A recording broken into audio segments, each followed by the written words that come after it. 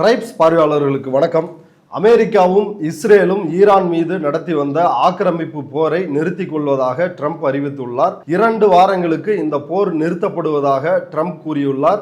இந்த போர் நிறுத்தத்திற்கான காரணம் என்ன, இதனுடைய பின்னணி என்ன, யார் இந்த போரில் வெற்றி பெற்றிருக்கிறார்கள் அப்படின்றது குறித்து தான் இந்த வீடியோவில் பேச இருக்கிறோம். எக்ஸ்க்ளூசிவான தகவல்களுடன் பத்திரிகையாளர் எழிலரசன் அவர்கள் இணைந்துள்ளார். வாருங்கள், அவரோடு விவாதிக்கலாம். சார் வணக்கம். வணக்கம். ஒரே வாரத்தில் ஈரானை அழித்து விடுவேன் அப்படின்னு ட்ரம்ப் ஃபர்ஸ்ட் சொன்னார். அதற்கு பிறகு 4 வாரத்தில் அழித்து விடுவேன் அப்படின்னாரு. கடைசியாக ஒரே இரவில் அப்படின்னு சொன்னார். 48 மணி நேரத்திற்கு ஒரு கெடு விதித்தார் ஈரானுக்கு. ஈரான் அடிபணியவில்லை என்றால், ஹார்மோஸ் நீரிணையை திறக்கவில்லை என்றால் ஈரான் நாகரிகத்தையே அழித்து விடுவேன் அப்படின்னு ட்ரம்ப் மிகப்பெரிய அளவில் ஒரு மிரட்டல் விடுத்தார். உலகமே அஞ்சியது. ஆனால் ஈரான் நரகத்தின் வாயில்களை நீங்கள் திறந்துட்டீங்க, இனி உங்களை எல்லாரையும் சவக்குழிக்கு அனுப்ப போகிறோம் அப்படின்னு அவங்களும் பதிலடி கொடுத்திருந்தாங்க.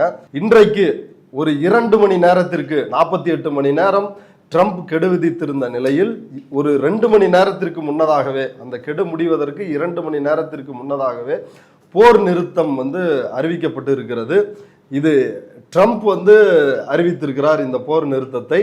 அதே போல ஈரானும் இந்த 14 நாட்களுக்கு 2 வார காலத்திற்கு ஹார்மோஸ் நீரிணையை திறப்பதாக அவங்க தரப்புல இருந்து சொல்லியிருக்கிறாங்க. இஸ்ரேலும் நாங்கள் ட்ரம்ப் சொன்னபடி போரை நிறுத்த போகிறோம் அப்படின்னு சொல்லிருக்கிறாங்க. என்ன இந்த போர் நிறுத்தத்திற்கு என்ன காரணம், இது யாருக்கான வெற்றி? இந்த போர்ல யார் வெற்றி அப்படின்னு கேட்டிங்கன்னா, ஒரு வரியில சொல்லணும் அப்படின்னா ஈரானுடைய கைதான் இப்போ வரைக்கும் ஓங்கி இருக்கு. அதுக்கு முக்கியமான காரணம் ஈரான் கொடுத்த கண்டிஷன்ஸ். இதன் அடிப்படையில தான் நாங்க பேச்சுவார்த்தைக்கு வருவோம் அப்படின்னு அவங்க சொன்னாங்க. அந்த கண்டிஷன்ஸை ஒத்துக்கிட்டு அதன் மீது பேச்சுவார்த்தை நடத்துறதுக்கு அமெரிக்கா முன் வந்திருக்கு. அதனால அந்த அடிப்படையில பார்த்தா ஈரான் தான் இப்போ வெற்றி பெற்று இருக்கு அப்படின்னு சொல்ல முடியும். இந்த சீஸ்ஃபயர் போர் நிறுத்தம், தற்காலிக போர் நிறுத்தம் அறிவிச்ச உடனே அந்த இரவுலேயே ஈரான்ல மிகப்பெரிய கொண்டாட்டம். மக்கள்லாம் கொடி பிடிச்சிக்கிட்டு, லட்சக்கணக்கான மக்கள் கார்லயும் ரோட்லயும் நடந்துகிட்டு ஈரான் கொடியோட போயிட்டு வெற்றி முழக்கம் பண்ணிட்டு இருக்காங்க.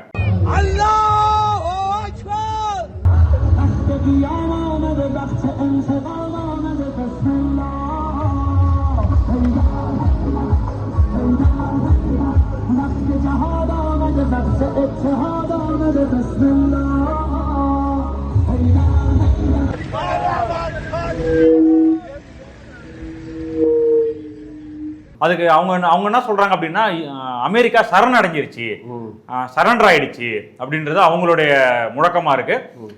அது மாதிரியான விஷயம்தான் தகவல்லாம் வெளியே வந்துகிட்டு இருக்கு. ஏன்னா ட்ரம்ப் முதல்ல என்ன சொன்னாரு, எதுக்காக இவ்வளவு பரபரப்பு வந்துச்சு, நீங்களே சொன்ன மாதிரி முதல்ல ஒரு டெட்லைன்ல கொடுத்து நான் அதோட ஈரான் அழிச்சிருவேன்னாரு. அதுக்கு இடையில இன்னும் ஒரு 5 நாள் அப்படின்னு டைம் கொடுத்து ஈரான்ல இருக்கிற பவர் பிளான்ட்ஸையும் அதே மாதிரி அங்க இருக்கிற மற்ற ஃபெசிலிட்டிஸ், பிரிட்ஜஸ், இது எல்லாத்தையும் நாங்க சிவிலியன் ஸ்ட்ரக்சர்ஸ் எல்லாம் அழிச்சிருவோம் அப்படின்னாரு. ஓகே, மின் உற்பத்தி நிலையங்கள், பாலங்கள், இது எல்லாத்தையும் அழிச்சிருவோம்னாரு. அந்த டைம் கற்காலத்துக்கே கொண்டு போயிருவேன். அந்த டைம் 5 நாள் கொடுத்தத முடியும் போது ஒரு பரபரப்பு வந்துச்சு. அந்த நாள்ல இவர் இன்னும் 10 நாள் நீட்டிச்சார். இன்னும் 10 நாள் அவங்க டைம் கொடுக்குறேன் அப்படின்னாரு. அதுக்கு பிறகு இன்னும் பரபரப்பாகி பிரிட்ஜஸ் இதையும் பவர் பிளான்ட்டையும் நாங்கள் அழிக்க போகிறோம், எல்லாமே ஒரு நாளில் நாங்கள் மொத்தமாக முடிக்க போகிறோம், ஈரானை கற்காலத்துக்கு நாங்கள் திருப்பி அனுப்ப போகிறோம் அப்படின்னு சொல்லி ஒரு ட்வீட் பண்ணார். அதுவும் பரபரப்பாச்சு, பெரிய கண்டனத்துக்கும் உள்ளாச்சு. இப்படி பொதுமக்கள் இருக்கக்கூடிய பயன்படுத்தக்கூடிய இடங்களை நீங்கள் அழிப்பீங்கன்னு சொல்லி மிரட்டலாம். அது மாதிரி ஈரான் மேலே நான் நரகத்தை திறந்து விட போகிறேன் அப்படின்லாம் சொன்னார் ட்ரம்ப். ஸோ இந்த பரபரப்பான சூழலில் ஈரான் அசைஞ்சு கொடுக்கவே இல்லை.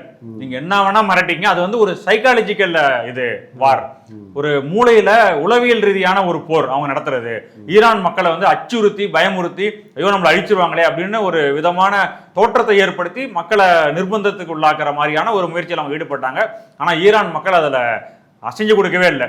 நேத்து கூட பாத்தீங்கன்னா, நேத்து இரவு தான் கடைசியா ட்ரம்ப் கொடுத்த அந்த நாளுடைய கடைசி நாள். அந்த நாள்ல ஈரான் மக்கள், ஆயிரக்கணக்கான மக்கள் மனித சங்கிலி, அந்த பவர் பிளான்ட்டுக்கு முன்னாடியும் சரி, அவர் அழிச்சிருவோன்னு சொன்ன பாலங்கள், ஈரானுடைய பிரபலமான பழமையான பாலங்கள், அது மேலெல்லாம் மக்கள் ஈரான் கொடியை வச்சுக்கிட்டு, குழந்தைகள், பெண்கள், ஈரான் மக்கள் எல்லாரும் கொடியை பிடிச்சிட்டு நிக்க ஆரம்பிச்சிட்டாங்க. அதாவது பிரிட்ஜ் மேல குண்டு போட்டுருவோம் அப்படின்னு சொன்னா மக்கள் அதெல்லாம் கூடக்கூடாது. ஆமா, மக்களும் நாங்கள் சாக தயார்ன்றாங்க. ஈரான் பிரதமர் எல்லாருமே நாங்க சாக தயார், வா மோதி பார்க்கலாம் அப்படின்னு. எந்த நேரத்துல வேணாலும் ஒரு தாக்குதல் நடக்கும் அப்படின்னு ஒரு சூழல் வரும்போது மக்கள் வெளியே வர மாட்டாங்க பொதுவா. ஆனா எங்க தாக்குதல் நடத்துவோம்னு ட்ரம்ப் சொன்னாரோ அதன் மீது லட்சக்கணக்கான மக்கள் மனித சங்கிலி ஊர்வலம் அப்படின்னு போக ஆரம்பிச்சிட்டாங்க நேத்து. அப்போ அது வந்து ஈரான் மக்கள் அமெரிக்காவுடைய மிரட்டலுக்கு பயப்படல அப்படின்றதும், ஈரானும் வந்து நாங்க வந்து உங்க சீஸ்ஃபயர் உங்களுடைய கண்டிஷன்ஸ்க்கு ஒத்துக்க முடியாது அப்படின்னு அமெரிக்காவை பார்த்து சொன்னதும் எல்லாரும் ஆச்சரியமா பார்த்தாங்கன்னா அமெரிக்காவே மிரட்டது. அமெரிக்கா இன்னும் என்னென்ன பண்ணாங்க அப்படின்னா அவங்களுடைய சோசியல் மீடியா சென்ட்காம் அப்படின்னு சொல்லுவாங்க, சென்ட்ரல் கமாண்ட் அப்படின்னு சொல்லிட்டு, அதுல ட்விட்டர் பேஜில் போய் பார்த்தீங்கன்னா தெரியும், அப்படியே அவங்களுடைய ட்ரூப்ஸ் எல்லாம் மொபைலைஸ் பண்ற மாதிரி, அவங்களுடைய போர் விமானங்கள்லாம் வந்து புறப்படுற மாதிரி, அதெல்லாம் தயாராகிட்டு இருக்க மாதிரி இப்படியான படங்கள் வீடியோக்கள் தொடர்ந்து போட்டுட்டு இருக்காங்க. அதாவது ஈரானை நோக்கி நாங்கெல்லாம் எங்களுடைய ஆயுதங்கள்லாம் புறப்பட போகுது அப்படின்ற மாதிரி ஒரு அச்சுறுத்தல் வியூகம் அதை வந்து அவங்க தொடர்ந்து செஞ்சு ஒரு ப்ரெஷர் போட்டுக்கிட்டே இருந்தாங்க. ஆனால் எந்த ப்ரெஷருக்கும் ஈரான் கடைசி நிமிஷம் வரைக்கும் இணங்கலை. அதுக்கு அடிப்பணிலன்றதை விட, அந்த மிரட்டலுக்குலாம் அடிப்பணிலன்றதை விட அவங்க அமெரிக்காவுடைய மிரட்டலை கிண்டல் பண்ண ஆரம்பிச்சிட்டாங்க. நீங்க வந்து அதை நீங்க எல்லா சோசியல் மீடியா ஹேண்டில், இந்த ஈரானுடைய எம்பசிஸ், வெளிநாடுகள் இருக்கிற எம்பசிஸோடைய எல்லா சோசியல் மீடியா ஹேண்டில்லையும் கிட்டத்தட்ட எல்லாத்துலயும் கிண்டல் பண்ணி எடுத்துட்டாங்க யூஎஸ்ஸையும் ட்ரம்ப்பையும். அவங்க பேசுறத எல்லாத்தையும் மீம் போடுறது, அவங்களுக்கான காமெடி பண்றது, ஒரு கைப்பிள்ளை ஆகிட்டாங்க. ஆமா, அந்த மாதிரி பண்ணிட்டாங்க. அதுல வந்து கடைசியா ட்ரம்ப் விடுத்த மிரட்டல், அது வந்து ட்ரம்ப்போட சொந்த கட்சி, அதுலயும் இது ரிபப்ளிகன் பார்ட்டி, டெமோக்ராட்டிக் பார்ட்டி அமெரிக்காவில் இருக்கிற கட்சி, அதே மாதிரி உலக தலைவர்கள், மனித உரிமை ஆர்வலர்கள், அமெரிக்காவில் இருக்கிற பிரபலமான லா மேக்கர்ஸ், அதாவது அவங்க உறுப்பினர்கள், செனட் உறுப்பினர்கள் எல்லாருமே வந்து அதுக்கு எதிர்ப்பு தெரிவிக்க ஆரம்பிச்சு, பார்லிமெண்ட் உறுப்பினர்கள். ஆமா, ட்ரம்ப்புக்கு வந்து அன்ஃபிட் ஆயிட்டாரு, அவர் நல்ல மனநிலையில தான் இருக்காரா அப்படின்னு சோதிச்சு பார்க்கக்கூடிய நிலைமையில இருக்கிறாரு அப்படின்ற மாதிரி சொல்ல ஆரம்பிச்சிட்டாங்க. லூஸ் ஆயிட்டாருட்டாங்களா? ஆமா, ட்ரம்ப் கிட்டே நேரடியாவே கேட்கிற மாதிரி எல்லாம் கூட நிலைமை வந்துருச்சு, இந்த மாதிரி குற்றச்சாட்டுகள் எல்லாம் வருது அப்படின்ட்டு. அது மாதிரி அமெரிக்காவுடைய முன்னாள் ராணுவ அதிகாரிகள் அவங்க எல்லாம் என்ன எழுத ஆரம்பிச்சிட்டாங்கன்னா, இது வந்து ஒரு போர்க்குற்றம், இந்த மாதிரி ட்ரம்ப் பேசுறது போர்க்குற்றம், அவர் உத்தரவே இட்டா கூட அந்த உத்தரவை அமெரிக்க ராணுவ அதிகாரிகள் இணங்கக்கூடாது, அதுக்கு மதிக்க கூடாது, டிஸ்ஓபே பண்ணணும் அப்படின்ற அளவுக்கு அட்வைஸ் பண்ண ஆரம்பிச்சிட்டாங்க. ஏன்னா அந்த வார் குற்றத்தை, அந்த வார் கிரைம்ல நீங்களும் பங்குதாரர் ஆகக்கூடிய நிலைமைக்கு வந்துடும். ஏன்னா அவங்க வந்து பொதுமக்கள் எல்லாம் லட்சக்கணக்கில் கொள்ற மாதிரியான சூழ்நிலை, இதுக்கு இது பண்ணக்கூடாது, அவர் வந்து நல்ல மனநிலையில பேசல அப்படின்ற மாதிரிலாம் அட்வைஸ் பண்ண ஆரம்பிச்சிட்டாங்க. அதனால உள்நாட்டிலையும் சரி வெளியிலையும் சரி மனித உரிமை ஆர்வலர்கள்ட்டையும் சரி ஒரு பெரிய அளவுக்கு எதிர்ப்பு அவருக்கு பில்ட் ஆகிட்டே இருந்துச்சு. ஒரு நாளில் அவர் ட்ரம்ப்போட இமேஜ் மேலே போதா கீழே போதா அப்படின்ற மாதிரி ஊசலாட்டத்தில் இருந்துச்சு. அந்த நேரத்தில் அவர் போட்ட ஒரு ட்வீட் அதுதான் வந்து இந்த உச்சக்கட்டத்துக்கு காரணம். அது என்ன அப்படின்னா, a whole civilization will die tonight. ஒரு மொத்த நாகரிகமே ஒரு நாள், இந்த ஒரு நாள் இரவுல அழிய போகுது, never to be brought back again, திருப்பி கொண்டு வர முடியாத அளவுக்கு அது அழிய போகுது அப்படின்னு சொன்னாரு. ஸோ இந்த மாதிரி ஒரு ட்வீட்டை அவர் போட்டாரு. போட்டதுக்கு ஈரான் தரப்புல இருந்து என்ன பதில் சொன்னாங்க அப்படின்னா, ஈரானுடைய நாகரிகம் வந்து ஒரு நாள்ல உருவாகல, பல ஆயிரக்கணக்கான ஆண்டுகள் எடுத்து தான் ஈரானுடைய நாகரிகம் உருவானுச்சு, அது ஒரு நாள்ல அழிய போறதும் கிடையாது, அது வந்து நீங்க நினைக்கிற மாதிரி ஒரே நாள்ல நாங்க அழிச்சிருவோம் அப்படின்னு சொல்றது, ஒரு நாள்ல உருவாகல, ஒரு நாள்ல உங்களால அழிக்கவும் முடியாது அப்படின்லாம் போட்டு ட்ரம்ப் வந்து ட்ரம்ப்போடைய மிரட்டலுக்கு நாங்க அடிப்பணிய மாட்டோம் அப்படின்றத உறக்க சொல்லிட்டு இருந்தாங்க. ஸோ அந்த நிலையில இந்த டைம் நெருங்கிக்கிட்டே இருந்துச்சு. அதாவது செவ்வாய்க்கிழமை 8 PM ஈஸ்டர்ன் டைம் அவங்களுடைய நேரத்தின்படி அந்த நேரத்துக்குள்ளார நெருங்கிட்டு இருக்கும் பொழுது என்ன முடிவு வரப்போகுது, தாக்குதல் நடக்க போதா அப்படின்ற மாதிரியான பரபரப்பு சூழல் வந்துகிட்டே இருக்கும் பொழுது 2 மணி நேரத்துக்குள்ள அந்த டெட்லைன் வர்றதுக்கு, இறுதி நேரம் வர்றதுக்கு 2 மணி நேரத்துக்குள்ளார சீஸ் ஃபயர், ஒரு தற்காலிக போர் நிறுத்தம் 2 வாரத்துக்கு 2 பேரும் தாக்குதலை நிறுத்தி வைக்கிறோம் அப்படின்னு சொல்லி ஈரான் தரப்புலையும் யூஎஸ் தரப்புலையும் அறிவிச்சிருக்காங்க. அதனால ஒரு ஈரான் மக்கள் ஒரு கொண்டாட்ட மனநிலை, எங்களை அழிச்சிருவோன்னு சொன்ன ட்ரம்ப், அமெரிக்கா எங்களுடைய கண்டிஷன்ஸ்க்கு அடிப்படையில் பேச்சுவார்த்தைக்கு வந்திருக்கிறாங்க அப்படின்றது. இப்போ ஈரான் போட்ட நிபந்தனைகள் அடிப்படையில் தான் இந்த பேச்சுவார்த்தை நடக்க போகுது. இந்த பேச்சுவார்த்தை வெள்ளிக்கிழமை நடக்க இருக்கிறதா சொல்றாங்க. ஈரான் விதித்த அந்த நிபந்தனைகள் என்ன? இதற்கு இடையில வந்து பாகிஸ்தான் பிரதமர் ஷெபாஸ் ஷெரீஃபும் அசீம் முனீர், ராணுவ தலைவர் அசீம் முனீரும் தான் இதற்கான முன்னெடுப்புகளை வந்து எடுத்தாங்க அப்படின்னு வந்து சொல்றாங்க. இதனுடைய பின்னணி என்ன? இல்லை, முதல்ல வந்து இந்த சீஸ் ஃபயரை ரெக்வஸ்ட் பண்ணது யார் கேட்டுக்கிட்டாங்க அப்படின்னா, ஈரான் கேட்டுச்சு அப்படின்னு அமெரிக்காவோட சொல்றாங்க. அது வந்து பொய், நாங்க கேட்கவே இல்லை, எங்கள் தரப்புல இருந்து எந்த ரெக்வஸ்டும் போகல அப்படின்றத ஈரான் தெளிவா சொல்லிடுச்சு. ஸோ அமெரிக்க அதிபர் ட்ரம்ப் அவருடைய வாதம் என்ன அப்படின்னா, எங்களுடைய மிலிட்டரி அப்ஜெக்டிவ்ஸ், எங்களுடைய ராணுவ நோக்கங்கள் எல்லாம் நாங்க அடைஞ்சிட்டோம், அதையும் தாண்டி நாங்க அடைஞ்சிட்டோம், அதனால அவங்களுடைய ரெக்வஸ்டுக்கு அடிப்படையில், அவங்களுடைய வேண்டுகோளின் அடிப்படையில் நாங்க இந்த 2 வாரம் சீஸ் ஃபயரை நாங்க ஒத்துக்கிறோம். போர் நிறுத்தம் ஈரான் கேட்டுக்கொண்ட வேண்டுகோளின் அடிப்படையில் நாங்கள் போர் நிறுத்தம், அதான் ஈரான் அடிபணிந்தது போல சொல்றாரு. ஆமா அப்படின்னு. ஆனா ஈரான் வெளியுறவுத்துறை அமைச்சகத்தின் செய்தி தொடர்பாளர் இஸ்மாயில் பாகே அவரு தெளிவா சொல்லியிருக்காரு, நாங்கள் வந்து சீஸ் ஃபயருக்கான ரெக்வஸ்ட்டை அமெரிக்காட்ட வைக்கல, அப்படி சொல்றது பொய், அடிப்படை இல்லாத வாதம் அப்படின்னு அவரு தெளிவா சொல்லிட்டாரு. அதனால இந்த முதல்ல இருந்தே ஈரான் சொல்றதான் நெகோசியேஷன் அப்படின்ற வார்த்தையை, பேச்சுவார்த்தைன்ற அந்த வார்த்தையை உச்சரிக்க ஆரம்பிச்சதே ட்ரம்ப் தான். நாங்க வந்து அந்த பேச்சுவார்த்தைக்கு போகவே இல்லை அப்படின்றதான் ஈரான் தரப்புடைய வாதம் தொடக்கத்துல இருந்தே. ட்ரம்ப் அவருக்கு அவரே பேச்சுவார்த்தை நடத்திட்டு இருக்காரு, எங்கள்கிட்ட அவர் பேசவே இல்லை அப்படின்றது ஒண்ணு.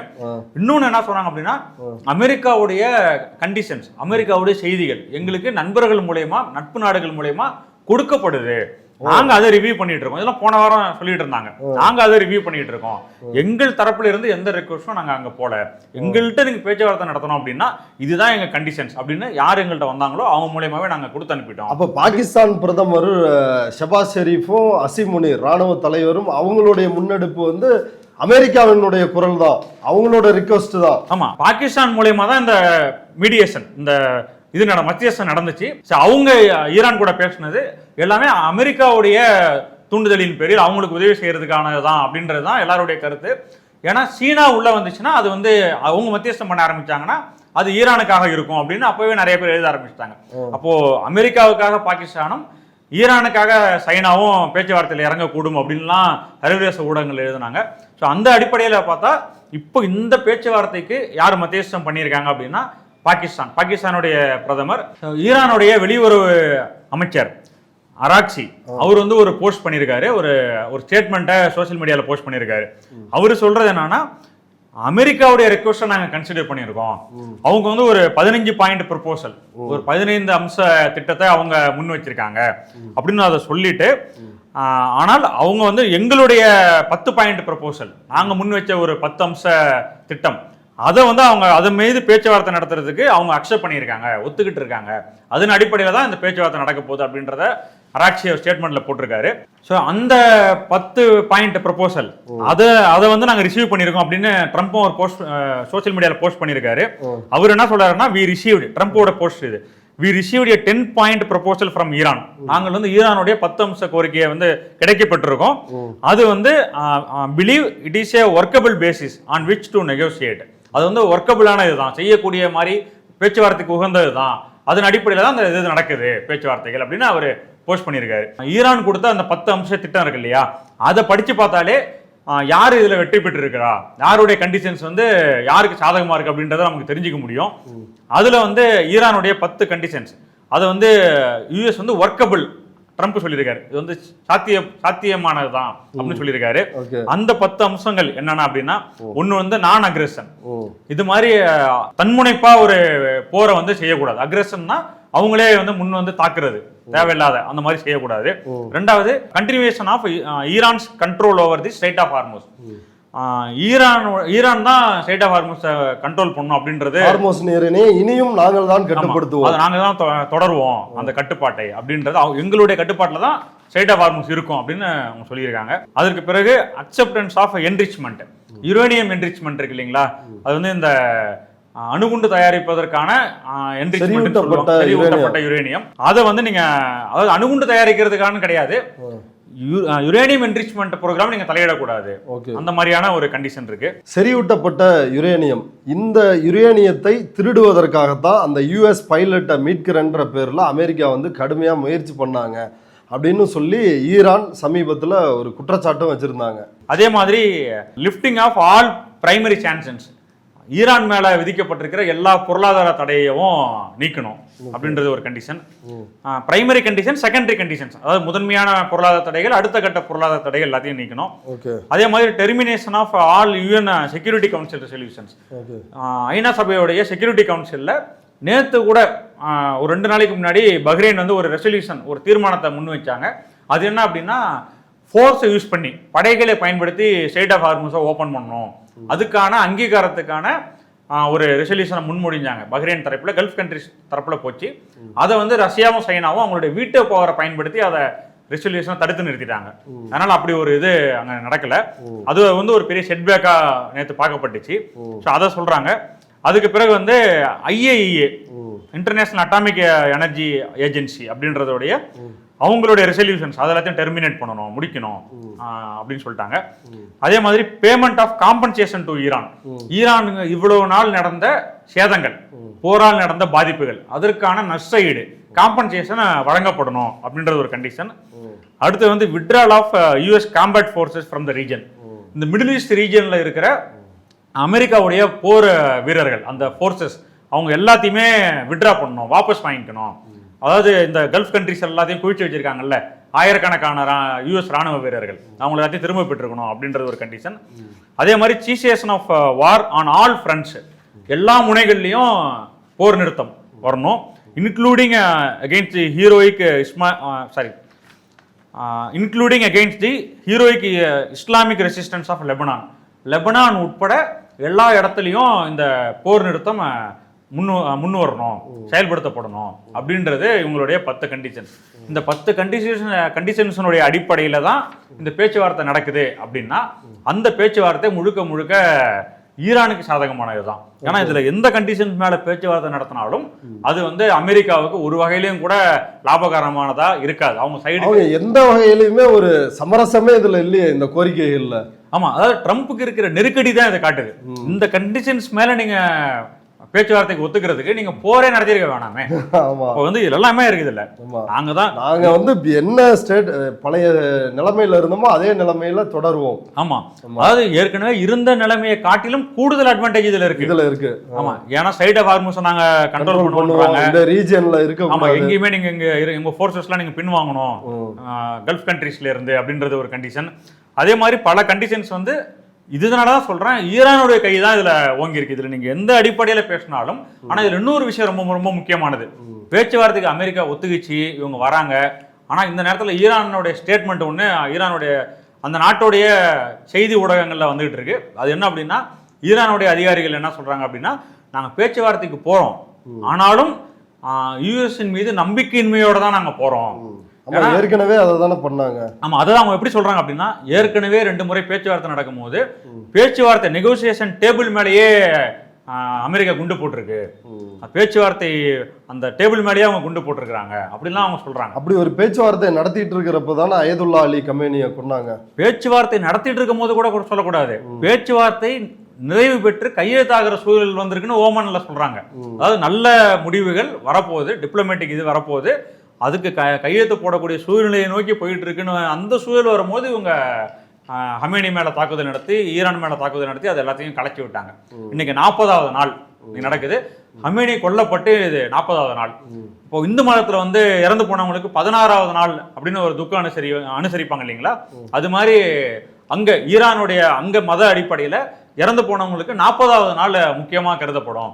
அந்த 40வது நாள்ல ஈரானுக்கு ஒரு வெற்றி கிடைச்சிருக்கு அப்படின்னு அந்த மக்கள் சொல்றாங்க. அதாவது 40வது ஹமேனி கொல்லப்பட்ட 40வது நாளில் அமெரிக்கா சரணடைஞ்சிருக்கு அப்படின்னு அந்த மக்கள் சொல்றாங்க. அந்த அளவுக்கு இந்த 10 கண்டிஷன்ஸும் ஒரு பேசு பொருளாக இருக்கு. ஆமா, இப்ப இருந்தும் வந்து கமேனி, அயதுல்லா அலி கமேனி வென்று இருக்கிறார், இருந்தும் வந்து ட்ரம்ப் வந்து தோற்று இருக்கிறார் அப்படின்றதான் இதுல புரியுது. இதுல வந்து இன்னொரு விஷயம் வந்து சொல்றாங்களே, இந்த ஹார்மோஸ் நீரிணையை வந்து கடப்பதற்கு மற்ற நாட்டு கப்பல்கள் அதுக்கு வந்து 18.5 கோடி அவங்க வந்து பணம் கப்பம் கட்டணும் ஈரானுக்கு, அதை செலுத்திட்டு தான் வந்து அவங்க அதை கடந்து போக முடியும் அப்படின்னு ஈரான் நிபந்தனை விதித்திருப்பதா வந்து சொல்றாங்களே. ஆமா, அதாவது சர்வதேச ஊடகங்கள்ல இன்னொரு செய்தியும் வந்திருக்கு. அது என்ன அப்படின்னா, ஈரானும் ஓமனும் சேர்ந்து அவங்க டோல் கலெக்ட் பண்ணுவாங்க.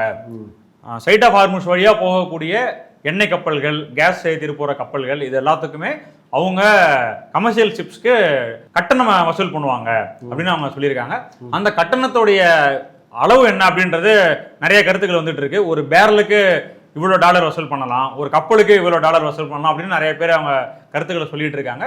அதுல வந்து ஒரு கருத்து தான், நீங்க ஒரு கப்பலுக்கு 18.5 கோடி அளவுக்கு இந்திய ரூபாய் மதிப்புல 18.5 கோடி ரூபாய் வசூல் பண்ணக்கூடிய அந்த சூழல் அவங்களுக்கு இருக்கு. எது எப்படியா இருந்தாலும் அந்த ஸ்ட்ரெய்ட் ஆஃப் ஹார்முஸ் அவங்களுடைய ஈரானுடைய கட்டுப்பாட்டில் தான் இருக்கு. அதில் வரக்கூடிய வருமானத்தை ஓமானும் ஈரானும் சேர்ந்து பகிர்ந்துப்பாங்க. அப்போ அந்த பணம் வந்து ஈரானில் பாதிக்கப்பட்ட அந்த உட்கட்டமைப்புகளை, சேதமடைஞ்ச உட்கட்டமைப்புகளை திருப்பி கட்டுறதுக்கு, ரீபில்டு பண்றதுக்கு அந்த தொகை பயன்படும் அப்படின்ற சூழ்நிலை தான் இன்னைக்கு இருக்கு. இதில் இன்னொரு முக்கியமான விஷயம், அந்த ஈரானுடைய ஸ்டேட்மெண்ட் வெளிவந்திருக்கு இல்லைங்களா? ஸோ அதில் வந்து அவங்க சொல்றது ரொம்ப ரொம்ப முக்கியமான விஷயம் என்ன அப்படின்னா, for a period of 2 weeks safe passage through the strait of Hormuz will be possible. ஒரு பாதுகாப்பான அளவுக்கு அதில் ஸ்ட்ரெய்ட் ஆஃப் ஹார்முஸ் வழியாக போகலாம். Via coordination with Iran's armed forces. ஈரானுடைய ஆயுத படையோட கோஆர்டினேஷனோட தான் அது நடக்கும். அதே மாதிரி with due consideration of technical limitations அப்படின்னு ஒரு மிரட்டல் போட்டிருக்காங்க, ஒரு கமா மாதிரி. அந்த டெக்னிக்கல் லிமிடேஷன்ஸ் அப்படின்றது என்னன்னு தெரியல. நம்மளுடைய அசம்ஷனுக்கு அதை எடுத்துக்கணும் அப்படின்னா, ஈஸியா எல்லாரும் போயிட்டு வந்துட முடியாது, நாங்க சொல்ற வழியில தான் நீங்க போகணும். ஏன்னா ஏற்கனவே கட்டுப்பாட்டுல எடுத்துக்க கூடாது மத்தவனுங்க. இல்ல, ஏற்கனவே என்னென்ன விஷயம் வந்துச்சு அப்படின்னா, நிறைய இந்த மைன்ஸ் எல்லாம் வச்சிருக்காங்க, சி மைன்ஸ்னு சொல்லுவாங்க. போனச்சுன்னா கப்பல்கள் சேதமடைகிற மாதிரியான சூழ்நிலை இருக்கும். இவங்க சொல்ற வழியில தான் கப்பல்கள் போகும் அப்படின்ற மாதிரி ஒரு செய்திகள்லாம் முன்னாடி வந்துச்சு. அதோட இதை பொருத்தி பார்த்தோம் அப்படின்னா, அந்த டெக்னிக்கல் லிமிடேஷன்ஸ் அப்படின்றது என்ன, நீங்களே போயிட முடியாது, எங்கள்ட்ட சொல்லிட்டு எங்களுடைய வழிகாட்டுதலின் அடிப்படையில் தான் நீங்க போகணும் அப்படின்ற கண்டிஷன்ஸும் கப்பல்களுக்கு இருக்கு. அதனால வந்து ஃப்ரீ ஹேண்டா அவங்க அமெரிக்காவை விடல, ஒரு புடி வச்சுக்கிட்டு தான் விட்டுருக்காங்க அப்படின்னு சொல்ல முடியும். ஓகே, இப்போ இதுல வந்து இன்னொரு விஷயம் என்னன்னா, இஸ்ரேல் அவங்களும் பிரசிடென்ட் ட்ரம்ப்பே சொல்லிட்டாரு, நாங்க வந்து போர் நிறுத்தத்திற்கு ஒப்புக்கொள்கிறோம் அப்படின்னு சொல்லிருக்கிறாங்க. ஏன்னா கடுமையான சேதத்தை, இது வந்து அயன் டோம் இருக்குது, உள்ள புந்து அடிக்க முடியாது அப்படின்னு சொன்னதெல்லாம் ஈரான் வந்து நொறுக்கிட்டாங்க. பலரும் வந்து இறந்த செய்திகள் எல்லாமே வெளில வந்துச்சு. இதுல என்னன்னா குறிப்பான கேள்வி, லெபனான் மீது தாக்குதல் வந்து நடத்த மாட்டாங்க, அந்த கல்ஃப் ரீஜன்லேயே தாக்குதல் இருக்காது அப்படின்னு சொல்லி பாகிஸ்தான் பிரதமர் தன்னுடைய ட்வீட்ல சொல்லியிருந்தார், ஷெபாஸ் ஷெரீஃப். ஆனா இஸ்ரேல் வந்து லெபனான் மீது தாக்குதல் நடத்துவோம் அப்படின்னு வந்து சொல்றாங்களே, அதனோட பின்னணி என்ன? இல்லை அங்க வந்து தாக்குதல் நடக்குமா, இல்லை நின்று விடுமா? இல்ல, அதுதான் வந்து இப்போ தெளிவில்லாத சூழ்நிலை இருக்கு. ஈரான் மேல தாக்குதல் நடக்க போறது கிடையாது, அதை வந்து யுஎஸும் சொல்லிடுச்சு, இஸ்ரேலும் சொல்லிடுச்சு. ஆனா இஸ்ரேலுக்கு பக்கத்துல லெபனான் மீது கடுமையான தாக்குதல், கிட்டத்தட்ட 10 லட்சம் மக்கள் இடம்பெயர்ந்திருக்காங்க. இப்போ அது எவ்வளவு பெரிய ஒரு சீரழிவு, அதை நடத்திட்டு இருக்காங்க. ஒரு 30 கிலோமீட்டருக்கு மேல லெபனானுடைய தெற்கு பகுதியில் இஸ்ரேல் ஆக்கிரமிச்சு அங்க இருக்கக்கூடிய வீடுகள் எல்லாத்தையுமே தரைமட்டமா நொறுக்கிக்கிட்டு இருக்காங்க அப்படின்ற செய்திலாம் வந்துட்டு இருக்கு. அப்போ அங்க போராடிட்டு இருக்கிறது ஹெஸ்போலா, இஸ்ரேலுக்கு எதிரான போர் நடத்திக்கிட்டு இருக்காங்க. அவங்க வந்து ஈரானுடைய பேக்கிங்ல தான் அவங்க அந்த சண்டையை நடத்திக்கிட்டு இருக்காங்க. அப்போ அவங்களுக்கும் சேர்த்து இவங்க கேட்டிருக்காங்க, நீங்க எல்லா இடத்துலையும் போர் நிறுத்தணும், ஹிஸ்போலா மீதான தாக்குதலையும் நிறுத்தணும் அப்படின்னு சொல்லியிருக்காங்க. அதை வந்து உறுதிப்படுத்துற மாதிரி இந்த பேச்சுவார்த்தைக்கு மத்தியஸ்தம் பண்ண பாகிஸ்தானுடைய பிரைம் மினிஸ்டர் ஷாரிஃப் அவர் என்ன போஸ்ட் பண்ணியிருக்காரு அப்படின்னா, எல்லா இடத்துலையும் போர் நிற்கணும். என்ன வார்த்தையை பயன்படுத்தியிருக்காருன்னா, அவங்க வந்து have agreed to an immediate ceasefire everywhere including Lebanon and elsewhere effective immediately அப்படின்னு. அதாவது உடனே எல்லா இடங்கள்லையும் போர் நிறுத்துறதுக்கு லெபனான் உட்பட ஒத்துக்கிட்டாங்க அமெரிக்கா, இருதரப்பும் ஒத்துக்கிச்சு அப்படின்றத அவங்க ஷெரீஃப் வந்து போஸ்ட் பண்ணியிருக்காரு. ஆனால் இந்த நம்ம பேட்டி எடுக்கிறதுக்கு ஒரு 2 மணி நேரத்துக்கு முன்னாடி இஸ்ரேலுடைய பிரைம் மினிஸ்டர் நெத்தன்யாஹூ அவருடைய சோசியல் மீடியா போஸ்ட் ஒன்று இருக்கு. அதில் என்னன்னா, நாங்கள் லெபனான் மீது போர் தொடுக்கிறத நிறுத்த மாட்டோம், லெபனான் மீதான தாக்குதல் தொடரும், மற்ற இடங்கள்ல அவங்க பேச்சுவார்த்தை நடத்திக்கிட்டோம் அப்படின்றத சொல்றாங்க. அதுல நிறைய பேர் என்ன கருத்து போடுறாங்க, இஸ்ரேல் மக்கள் என்ன கருத்து போடுறாங்க அப்படின்னா, இந்த பேச்சுவார்த்தை, இந்த சீஸ்ஃபயர் உடன்பாடு அமெரிக்காவுக்கும் ஈரானுக்குமானது, இது வந்து இஸ்ரேலுக்கும் லெபனானுக்குமானது கிடையாது. அதனால இஸ்ரேல் லெபனான் மீது நடத்துகிற தாக்குதல் தொடரும், அது அந்த பேச்சுவார்த்தை எங்களை கட்டுப்படுத்தாது அப்படின்ற மாதிரியான கருத்துக்களை சொல்றாங்க. அதாவது இந்த பேச்சுவார்த்தைக்கு முட்டுக்கட்டை ஏற்படும் அப்படின்னா அது வந்து இஸ்ரேலால தான் இருக்கக்கூடும் அப்படின்ட்டு ஜோ கென்ட் இருக்காரு இல்லைங்களா, இப்போ ஒரு மாசத்துக்குள்ளார ராஜினாமா பண்ண அமெரிக்காவுடைய ஆன்டி டெரரிசம் அந்த அமைப்புடைய டைரக்டர், அவரு ஒரு வீடியோ பேசி போட்டிருக்காரு சோசியல் மீடியால. அவர் என்ன சொல்றாரு அப்படின்னா, இந்த பேச்சுவார்த்தை, இந்த சீஸ்ஃபயர் தொடரணும், ப்ரொடக்டிவா இருக்கணும், ஆக்கப்பூர்வமா இருக்கணும் அப்படின்னா இஸ்ரேலில தலையிடக்கூடியதை நம்ம தடுக்கணும், அவங்க தான் இதை கெடுக்கக்கூடிய வாய்ப்பு இருக்கு அப்படின்றத அவர் வெளிப்படையா சொல்லியிருக்காரு. இப்போ இந்த செய்தியை வந்திருக்கக்கூடிய செய்தியை பார்த்தா இப்போ லெபனான் மீது தாக்குதல் நடத்தக்கூடாதுன்றத ஒரு கண்டிஷனாக இவங்க முன் வைக்கிறாங்க. அப்படிங்கும்போது நாங்கள் நடத்துவோம் அப்படின்னு இஸ்ரேல் சொல்லுது அப்படின்றது இந்த பேச்சுவார்த்தைக்கு ஒரு முட்டுக்கட்டை போடுற மாதிரியான வேலையை தான் இஸ்ரேல் செஞ்சுக்கிட்டு இருக்கு. நான் ஏற்கனவே குறிப்பிட்டது போல இப்போ இந்த நேரத்தில் கூட லெபனான் மீது இஸ்ரேல் தாக்குதல் நடந்துகிட்டு இருக்கு. இன்னைக்கு கூட 4 பேர் இறந்திருக்கதா செய்திகள் வந்துட்டு இருக்கு. தெற்கு லெபனான்ல தாக்குதல். ஆமா, அவங்க இஸ்ரேலோட நோக்கம் அந்த தெற்கு லெபனான் பகுதியை ஆக்கிரமிச்சு லெபனான்கிட்ட இருந்து அதை விடுவிக்கணும், அந்த பகுதியை தன்னுடைய கட்டுப்பாட்டில் கொண்டு வரணும். அகண்ட இஸ்ரேல் கனவு. ஆமா, அதை நிறைவேற்றணும் அப்படின்றதுக்காக அந்த போரை அவங்க அக்ரெசிவா நடத்திக்கிட்டு இருக்காங்க. அதனால இந்த போர், இந்த பேச்சுவார்த்தை, சீஸ்ஃபயர், அமைதி இதெல்லாம் நீடிக்கணும் அப்படின்னா இஸ்ரேல் இதுல அடங்கி இருக்கணும். அவங்களுடைய இன்ஃப்ளூயன்ஸுக்கு அமெரிக்காவோ இல்ல வேற தலைவர்களோ இணங்காம இருந்தால்தான் இந்த அமைதி தொடர்றதுக்கான வாய்ப்புகள் இருக்கு. ஈரான் எப்படி ஒரு சுயமாக நின்று போராடி அமெரிக்காவை வீழ்த்தி இருக்கிறது, ஒரு முதுகெலும்போட நின்று இருக்குது, இந்தியாவும் அப்படி நிற்க வேண்டும். தன்னுடைய முடிவுகளை சுயமா இந்தியா எடுக்கணும், அமெரிக்காவுக்கு அடிபணியக்கூடாது அப்படின்னு திரிணாமுல் காங்கிரஸ் எம்பி மஹுவா மைத்ராவும் சொல்லியிருக்கிறாங்க. இவ்வளவு நேரம் நம்முடைய பார்வையாளர்களுக்காக நேரத்தை ஒதுக்கி உங்களோட கருத்துக்களை பகிர்ந்துட்டதுக்கு மிக்க நன்றி சார். நன்றி.